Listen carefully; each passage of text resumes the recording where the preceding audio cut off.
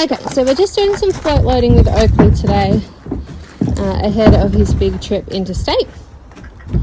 So happy with that. We think he's been mostly on a straight load, so he's a little bit worried about moving his butt around when he's in there. So we're just working on going in, relaxing, and then Ben being in charge of when he comes out.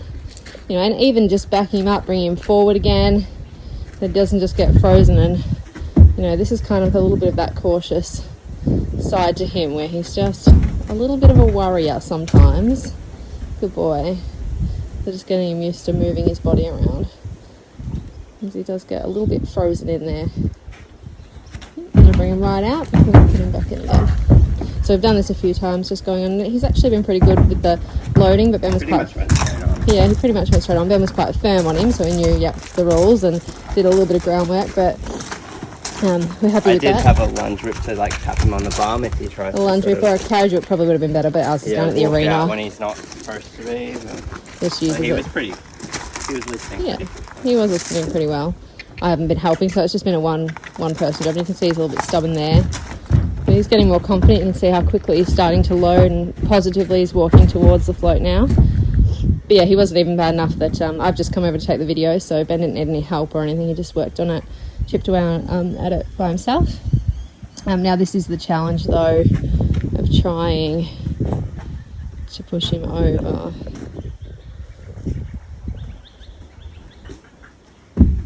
I've just pushing him over with the divider seems to be the best way. Yeah, which we don't know, you know, whether you've got an angle or a straight, but I think good. And apparently, the transport lady that dropped him off said he did travel quite well. She actually had a jump in one, so he didn't have a ramp, he just had to jump in, but she got him on straight away, same as us, so that's really good. It was an angle as well, because he just he wants to go straight in, and once he's in, he's a bit apprehensive about sort of having to move. Yeah, he just kind of stands still. He's just just don't move and you'll be okay. Pushed him over with the divider a couple of times, and he seems pretty good with it now. Honestly, he's pretty good. If you just did a little bit of casual float loading without the pressure of having to go to a show or something, once a week or every few days, this is it. Yeah, this is his workout for today. So we've made it a really good experience. He's stood in there for a while. We've practiced on and off, moving him around and doing all that kind of thing.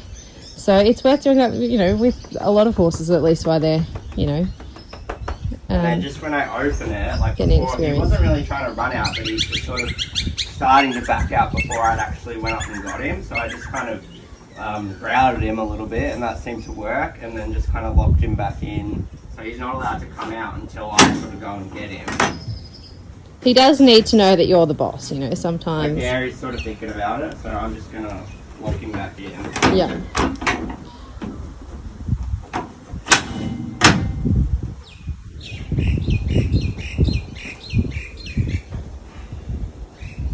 He's a bit cautious. Yeah, he's just cautious. Sort of like this with the poles too. Anything he's a little worried about. The only times he's done it, the float loading was really no drama here, but just stay on top of it. But the poles, he can be a little bit worried, and the jumping, it can kind of be a bit unsure about that. Same kind of approach, taking the time, do it on the ground, to build up that confidence. And the only other stubborn moment he had was when we were hacking him out, and we just went from the road up a bank onto the grass, and he didn't do anything bad. He just stood there for about 20 seconds or something. Well, I had to convince him the grass wasn't too scary. So good. Now he's respecting Ben there, and because he moved back without permission, Ben's going to put him back in, and he's using the divider there to help him. Yep. So yeah, I am. Yep. So he learns that a bit of pressure. Yeah. There to get him back in. So, but I did it all by myself, so I'm fairly confident. And he needs to basically do this until Ben can go in and get him without him, moving. He needs to wait until he's allowed. He's been pretty good. He has been good. It's really, normally if we had something a little bit troublesome to load, I would be over here helping, and I've been nicely watching from afar, and it's not been too much drama. But yeah, probably the rushing out was more of an issue than the loading. He was pretty good to load, actually. This is where he's going to have to respect that. Good boy. Good boy. And then, yeah, see, Ben, even there, he pulled him back forward again. Like, he doesn't want him to learn that the moment you're in there, it's just rush off. It's worth doing this kind of training with them as well. You know, normally if we're just in a rush going to shows all the time and that we kind of on, off, everything's just, you know. I'm just going to let him back out because I think he hasn't been on a... Yeah, no, I agree. I think that's a good idea for now. So Ben was just meaning that, you know, normally...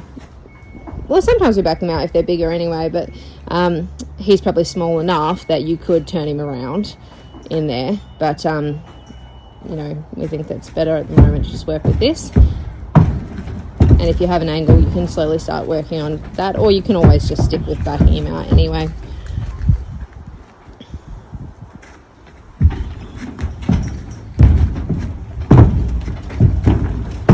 Excellent. All right. Good boy, Oakley. You cheeky boy. All right, that'll do, I think, then, don't you? Yeah. Happy with that? Cool. Alrighty.